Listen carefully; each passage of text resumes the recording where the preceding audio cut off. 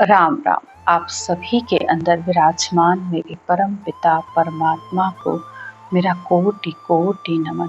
हमारा सतगुरु सुखराम जी महाराज के ग्रंथ में प्रश्न उत्तर का अंग चल रहा है। इन सब प्रश्न उत्तरों के माध्यम से सतगुरुदेव हमारे अनेक भ्रमों को दूर कर रहे हैं। वे ज्ञान से हर बात का उत्तर दे रहे हैं। तो इस पर फिर वो वैरागी सतगुरुदेव से पूछता है कि आप जो इतनी राम की बात कर रहे हो, इस कुदरत कला की, इस नए अक्षर की, इस न्यारे राम की बात कर रहे हो, तो ये कौन सा राम है? किस राम को तुम गा रहे हो? किस राम के आधार पर तुम इतना बोल रहे हो? कौन सी तुम्हारे पास ऐसी ताकत है जिस पर तुम ये बोल रहे हो? तो फिर वो आगे प्रश्न करता है, थे किसा राम ने गाओ, कौन से राम को तुम गाते हो?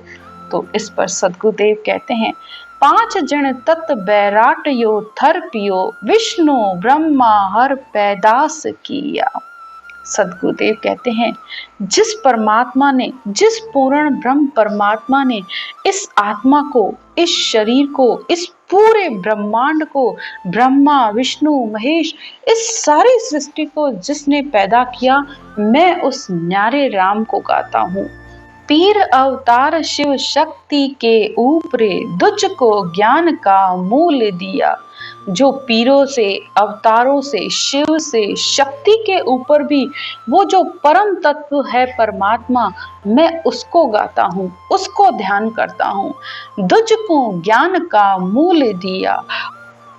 उस पूर्ण परमात्मा ने इस ब्रह्मा जी को सारी सृष्टि का ज्ञान दिया और ब्रह्मा जी ने उसे वेदों में उतारा और सनकादिक ऋषियों को दिया और सनकादिक ऋषियों ने इसे पूरी सृष्टि में इस ज्ञान को फैलाया।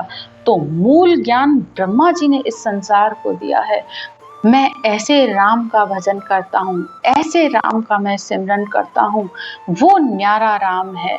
फिर आगे कहते हैं, अलख अलेख खुदाए सो, काल होनहार उन राम सारे।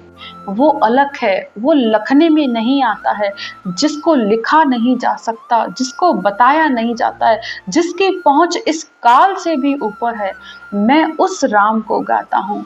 पलक में मांड नर नार सो, थर पियो छिनक में सबको मार डाले। पलक में, एक पल में उस सृष्टि को बना देता है, एक पल में उस सृष्टि को हटा देता है। मैं उस पूर्ण ब्रह्म की बात कर रहा हूँ, पूर्ण राम की बात कर रहा हूँ। कागदा ऊपर राम मंडे नहीं, मुख पर जीव पर नाई आवे। वो न्यारा राम न कागजों में लिखने में आता है, न कहने में आता है, न ही इस मुख और जिह्वा से बताया जा सकता है। परमात्मा की, सद्गुरु की जब कृपा होती है शिष्य पर, तब ही वो राम अंतर में प्रकट होता है। पूरा गुरु मिलिया साची सूझ पाई, रटो राम नामा आछी बिरिया आई। तो पूरा गुरु भी मिले, सच्ची समझ भी उसके साथ आए, और फिर इस राम के नाम को कैसे रटा जाए, उसका क्या भेद है, क्या विधि है, तब वो पूर्ण राम अंतर में प्रकट होता है। तो अगर सच्चा गुरु मिल गया है, केवल ज्ञान मिल गया है, तो ये समय बहुत ही अच्छा है, कलयुग है, इसमें सिर्फ एक राम के नाम का ही आधार है। तो इसे रटो और अंतर में वो पल में प्रकट है। बस तुम्हारे प्रेम में कमी है, तुम्हारे भाव में कमी है, वो तो राम भरपूर है। वो रमतीत राम में, सब में वो राम रम रहा है। दास सुख राम ब्रह्म ने रट रहा, संत कोई शूरमा भेद पाए। तो कोई शूरवीर ही संत होता है जो इस ब्रह्म के नाम की रचना करता है। तभी तो सद्गुरुदेव कहते हैं, भक्ति करे जन सूरा साधो, भक्ति करे कोई सूरा। तो भक्ति इतनी आसान भी नहीं होती है, अंतर का त्याग चाहिए होता है, और शूरवीर ही आत्मा होती है जो इस रास्ते पर चल पड़ती है, न आगे न पीछे, कुछ भी नहीं देखती है, बस इस राम की रटना को रात दिन लगन से बैठकर रटती है। लेकिन जो कायर होता है, जिसे संसार का डर शर्म रहती है, वो इतनी आसानी से इसको नहीं ले पाता है। एक जगह सतगुरुदेव कहते हैं, सिंह रूपी शब्द है गरजे और गाजे, भेड़ स्वरूपी जगत है भड़के और भागे। तो इस शब्द धुन को सिंह कहा गया है, शेर कहा गया है। और शेर हमेशा जंगल में अकेला है, वो जंगल का राजा कहलाता है। एक उसकी दहाड़ से सारे पशु कैसे भाग खड़े होते हैं। और इसी तरह शेरनी का दूध भी सोने के पात्र में ठहरता है। अगर कोई दूसरा बर्तन में हो शेरनी का दूध तो वो बर्तन फट जाता है, दो टुकड़े हो जाते हैं। तो ये जो शब्द है इतना ही भारी है, हर कोई आत्मा इसको अंतर में नहीं झेल पाती है, क्योंकि ये संसार तो भेड़ के समान है, सारी भेड़ चाल है। एक भेड़ जाएगी तो उसके पीछे हजारों भेड़ें चलती रहेंगी, और कुएं में भी गिरेंगी, तालाब में भी गिरेंगी तो सब एक साथ गिरेंगी। न कोई समझ, न कोई बुद्धि, न कोई विचार, कुछ नहीं कि ज्ञान क्या कह रहा है, न विचार कि मुझे किस तरीके से चलना है। ज्ञान के कहे अनुसार चलोगे तभी तो वहां पहुंचोगे।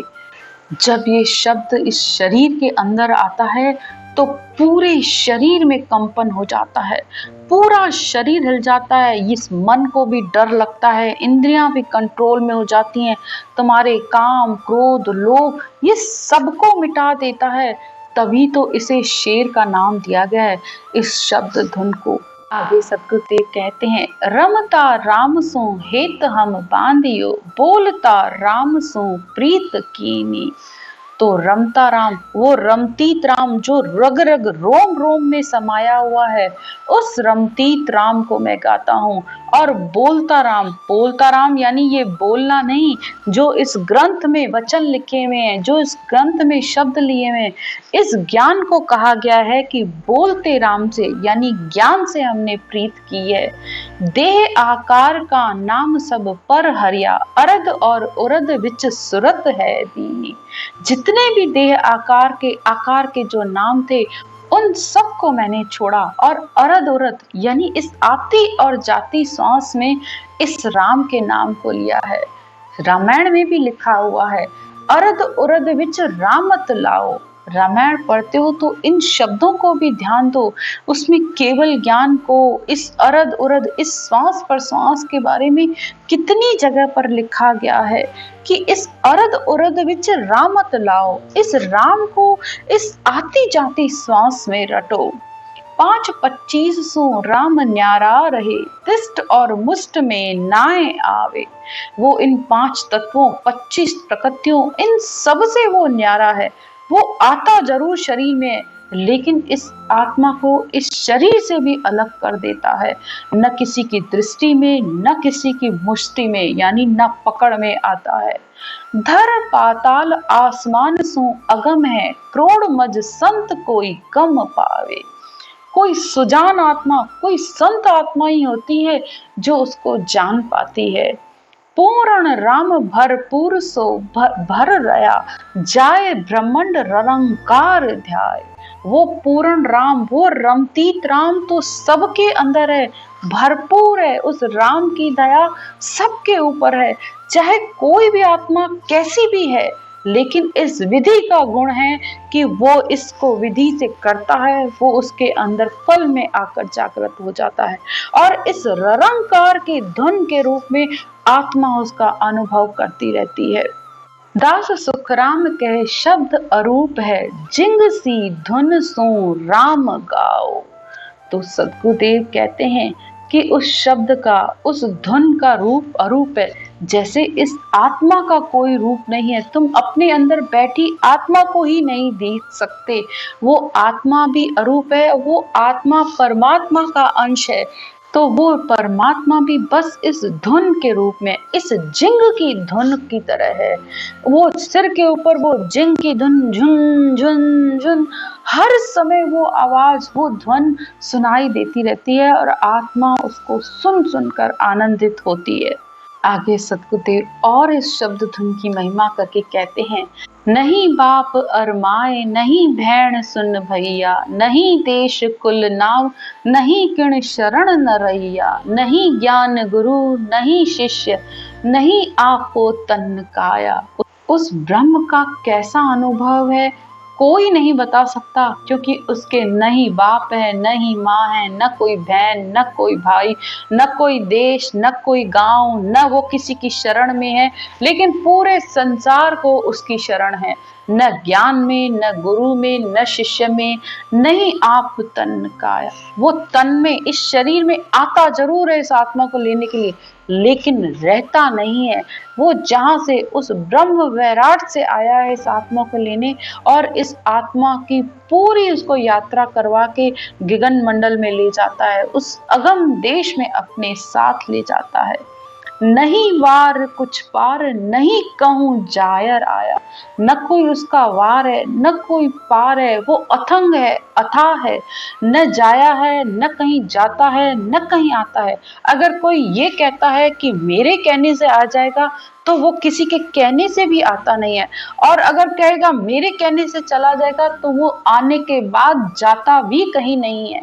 हाँ, तुम जरूर थोड़ा उसे भूल जाते हो, तो इसलिए वो तुम्हें सुनाई देना बंद हो जाता है, लेकिन वो हर समय है। ऐसे अद्भुत राम है जाको शिव रे वीर। वो मेरा राम ऐसा अद्भुत राम है, उसको कोई शूरवीर ही आत्मा जानती है। ताको सुन सुख राम कहे, भजिया दास कबीर।